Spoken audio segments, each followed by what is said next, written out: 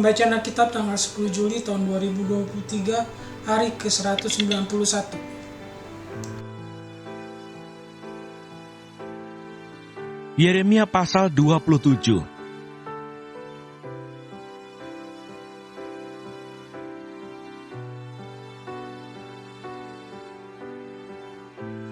Disuruh untuk memikul kuk Babel. Pada permulaan pemerintahan Zedekia, anak Yosia, Raja Yehuda, datanglah firman ini dari Tuhan kepada Yeremia. Beginilah firman Tuhan kepadaku, buatlah tali pengikat dan gandar, lalu pasanglah itu pada tegukmu.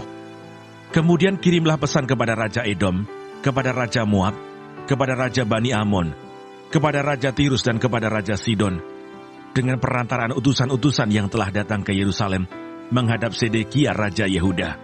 Perintahkanlah mereka mengatakan kepada tuan-tuan mereka, beginilah firman Tuhan semesta alam, Allah Israel.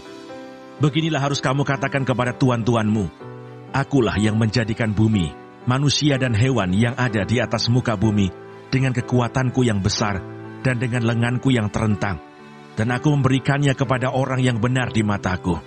Dan sekarang, aku menyerahkan segala negeri ini ke dalam tangan hambaku, yakni Nebukadnezar Raja Babel. Juga binatang di padang telah kuserahkan, supaya tunduk kepadanya. Segala bangsa akan takluk kepadanya, dan kepada anaknya, dan kepada cucunya, sampai saatnya juga tiba bagi negerinya sendiri. Maka banyak bangsa dan raja-raja yang besar akan menaklukkannya.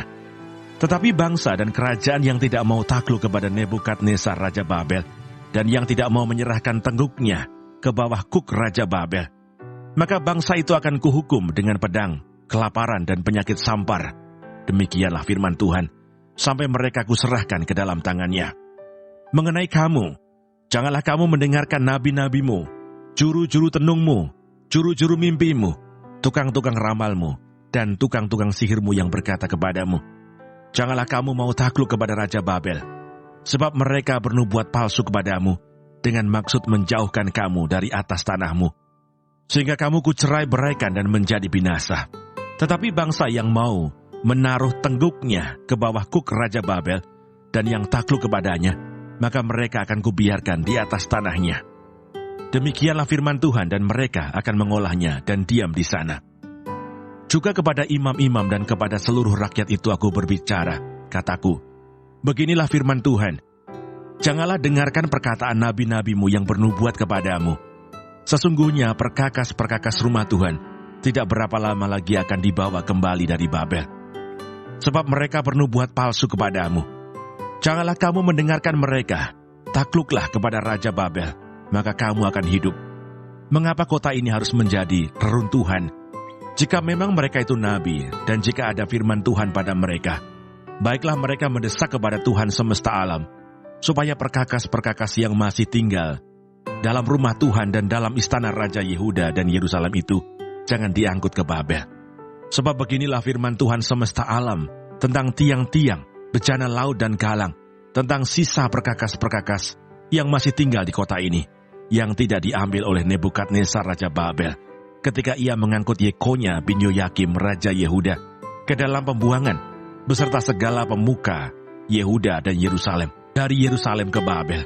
Sungguh, beginilah firman Tuhan semesta alam, Allah Israel, tentang perkakas-perkakas yang masih tinggal itu di rumah Tuhan dan di istana Raja Yehuda dan Yerusalem. Semuanya akan diangkut ke Babel dan akan tinggal di sana sampai kepada hari aku memperhatikannya lagi. Demikianlah firman Tuhan, lalu membawanya kembali ke tempat ini.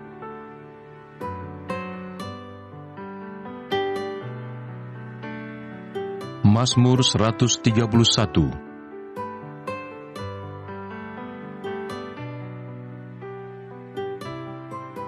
Menyerah kepada Tuhan.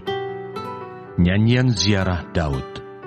Tuhan, aku tidak tinggi hati dan tidak memandang dengan sombong. Aku tidak mengejar hal-hal yang terlalu besar atau hal-hal yang terlalu ajaib bagiku.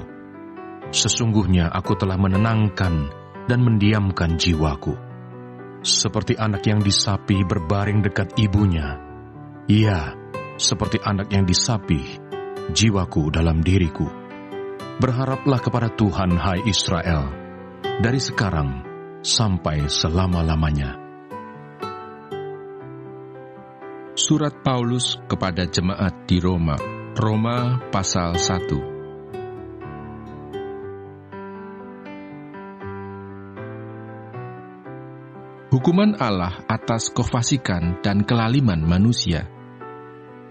Sebab murka Allah nyata dari sorga atas segala kefasikan dan kelaliman manusia yang menindas kebenaran dengan kelaliman.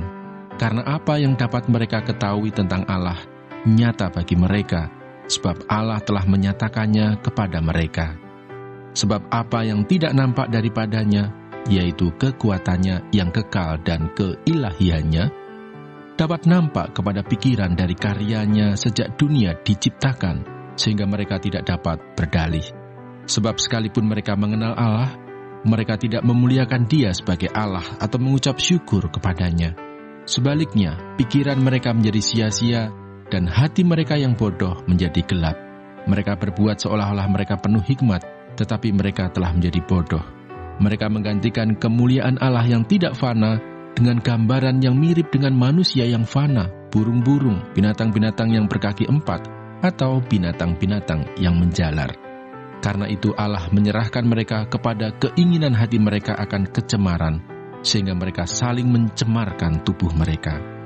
Sebab mereka menggantikan kebenaran Allah dengan dusta dan memuja dan menyembah makhluk dengan melupakan penciptanya yang harus dipuji selama-lamanya. Amin.